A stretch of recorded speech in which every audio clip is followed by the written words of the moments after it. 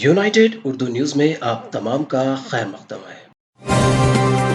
मुल्क भर में कोरोना के केसेस में इजाफा हो रहा है। तेलंगाना में भी गुज़िश्ता 2-3 दिनों से कोरोना के मुस्बित केसेस में इजाफा देखा जा रहा है। तेलंगाना महकमे सेहत ने चौकसी अख्तियार की है क्योंकि गुज़िश्ता 24 घंटों के दौरान 403 नए मुस्बित केसेस दर्ज हुए हैं। रियासती director of public health doctor G Srinivas Rao ने इस सिलसिले में एक बयान जारी किया है। हर एक को मास्क पहनने और गुंजान इलाकों में जिस्मानी फासला रखने की हिदायत दी गई है। 10 साल से कम उम्र बच्चों और 60 साल से ज्यादा उम्र के अफराद को हंगामी सूरत हाल में बाहर जाने का मशवरा दिया गया है। दीगर अफराद को मुख्तलिफ मकासद के लिए बाहर जाते वक्त मास्क पहनने का हुक्म दिया गया है। जरूरी हो तो ही सफर करने का मशवरा दिया गया है। कोरोना की अलामत पर फौरी तौर पर महकमे सेहत के हुक्काम से राब्ता करने और अद्वियात के इस्तेमाल की हिदायत दी गई है। दायमी बीमारी में मुब्तला अफराद को सफर न करने का मशवरा दिया गया है। जिन लोगों ने वैक्सीन नहीं ली है उनसे गुजारिश की गई है कि वैक्सीन ले लें।